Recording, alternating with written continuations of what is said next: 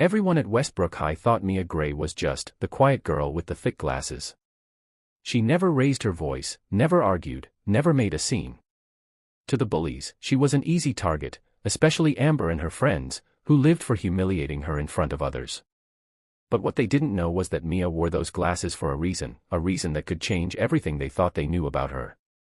And the day she finally took them off, the entire school froze. Because behind those glasses was something none of them could have imagined. Mia Gray sat at the back of room 204, sketching in the corner of her notebook while the teacher's voice droned on about history dates. The lenses of her oversized glasses caught the light, making it impossible to see her eyes. That was how she liked it, hidden. In truth, Mia didn't mind being invisible. It was safer that way. No attention, no drama, no one to notice the trembling in her hands whenever too many eyes were on her. But Amber did notice. Amber Collins, the girl with perfect curls, perfect grades, and a perfect little army of friends, always found time to target Mia. Maybe it was because Mia never fought back. Maybe because it made Amber feel bigger. Whatever the reason, Mia had learned to endure it quietly. "Hey, Four Eyes." Amber's voice cut through the chatter as she strutted past Mia's desk during lunch. "I think your glasses are smudged." "Oh wait, that's just your whole face." Her friends burst into laughter. Mia didn't look up. Her pencil kept moving. If she didn't react, they'd get bored. But today Amber didn't leave. She leaned over and snatched the notebook from Mia's desk. "What's this?" "Your little diary." Amber flipped it open. "Oh wow, these drawings are creepy." She held one up, a detailed sketch of a dark city skyline, lit by a single glowing tower. The lines were so precise, the shadows so deep, it looked almost real. "Give it back," Mia said softly, her voice barely audible. Amber smirked. "Make me." The teacher called Amber's name, forcing her to toss the notebook back. But the damage was done, whispers spread across the room. Some kids looked at Mia with curiosity. Others, with suspicion. That night, at home, Mia sat in her small bedroom, glasses resting on her desk as she rubbed her tired eyes. Without them, the world blurred, but in her mind, everything became sharp. She could see the design she wanted to build, the details no one else noticed. Her father knocked softly on her door. "Mia, you okay?" She nodded. "Yeah, Dad. Just homework." He hesitated. "You know, you don't have to hide forever." Her chest tightened. "It's not hiding. It's just easier." But deep down, she knew he was right. And the day was coming when easier wouldn't be an option anymore. It happened in the middle of the science fair, a day Mia had been dreading all semester. Students from every grade had gathered in the gym, showing off projects with blinking lights, chemical reactions, and colorful posters. Mia's project sat on a small table in the corner. No glitter, no flashy colors, just a strange-looking model made of interlocking parts. To most people, it looked like a pile of scrap metal. Amber and her friends, of course, spotted her right away. "Oh my God, what is that? Did you pull it out of a dumpster?" Amber snorted. Mia stayed quiet. She adjusted her glasses and continued setting up. But Amber wasn't done. "Hey, why don't we see what Miss Mystery's hiding behind those glasses?" Amber reached forward and, before Mia could react, yanked them right off her face. The world swam before Mia's eyes, but the crowd's reaction was instant. They froze, not because she looked different without glasses, but because of her eyes. They were strikingly unusual. One a vivid, electric blue, the other a deep gold, both with an intensity that seemed to see right through people. A rare condition, yes, but there was more. Without the glasses dimming her sight, Mia moved with confidence, scanning the room as if every detail lit up in her mind like a map. Amber faltered.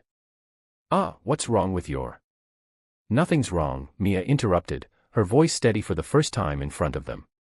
She reached down, pressed a button on her project, and the entire structure shifted, pieces moving in perfect synchronization until a miniature city unfolded on her table.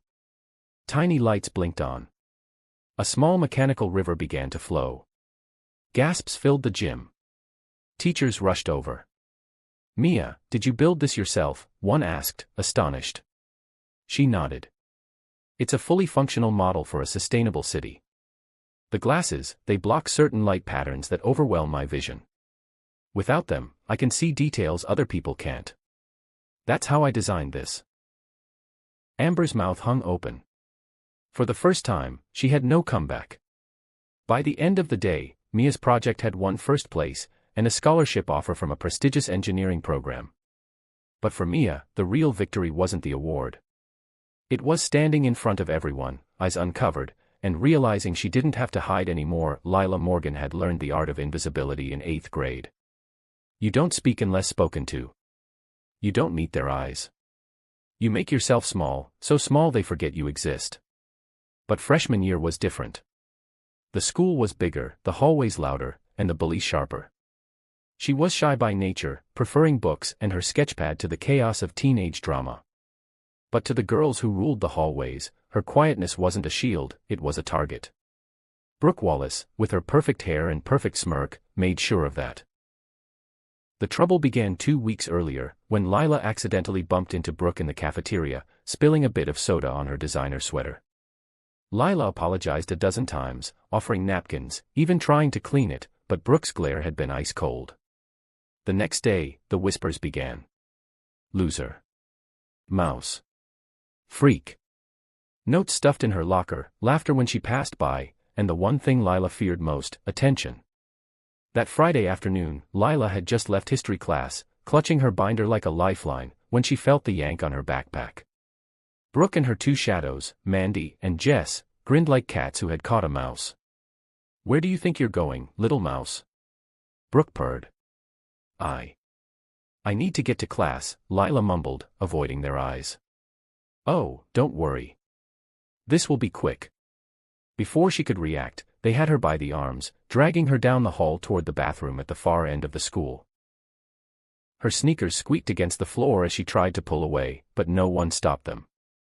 Not the boys by the vending machine. Not the teacher coming out of the lounge. The bathroom smelled of bleach and cheap perfume. The cold tile walls seemed to close in as Brooke pushed her against the sink. You think you can just bump into me and get away with it? Brooke sneered.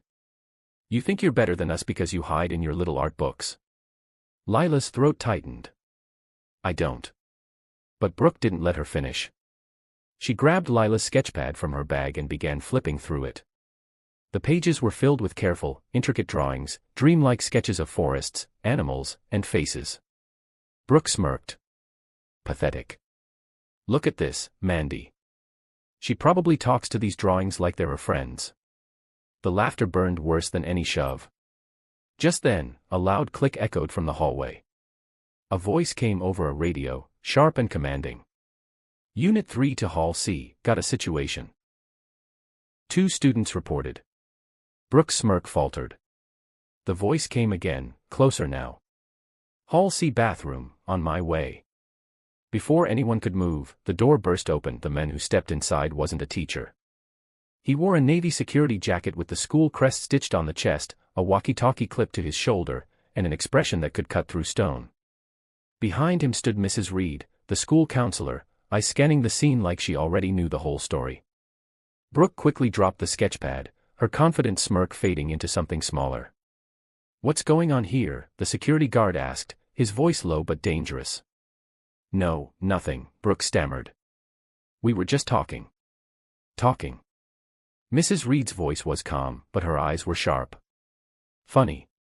I just got 2 separate anonymous calls from students saying they saw 3 girls drag someone into this bathroom. Lila froze. 2 anonymous calls. Someone had noticed.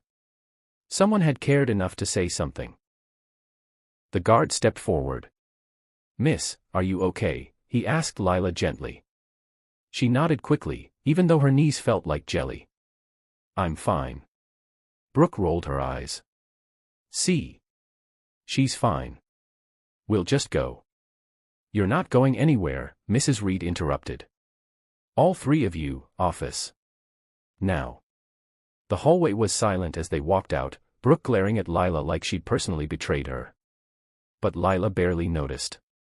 She was still trying to understand what had just happened. In Mrs. Reed's office, the truth came out in pieces. Lila didn't want to talk at first, but the counselor's voice was steady, warm, and unhurried. Eventually, Lila admitted the months of bullying, the names, the notes, the laughter. Mrs. Reed took notes, her pen scratching softly against paper. "You're not alone in this, Lila," she said finally. "And you don't have to be invisible anymore." It took weeks for the disciplinary process to finish. Brooke and her friends were suspended, and though the whispers didn't disappear entirely, they were quieter now. But something else changed. Lila found herself sitting with two other quiet kids at lunch. Kids who, like her, had learned to keep their heads down until someone noticed. One afternoon, as she sketched in the courtyard, a shadow fell over her paper. It was the security guard. "Nice work," he said, nodding at her drawing of the old oak tree by the track. "Glad I got here when I did that day." She smiled, shy but grateful. "Me too." And for the first time in a long while, Lila believed she might not always have to hide.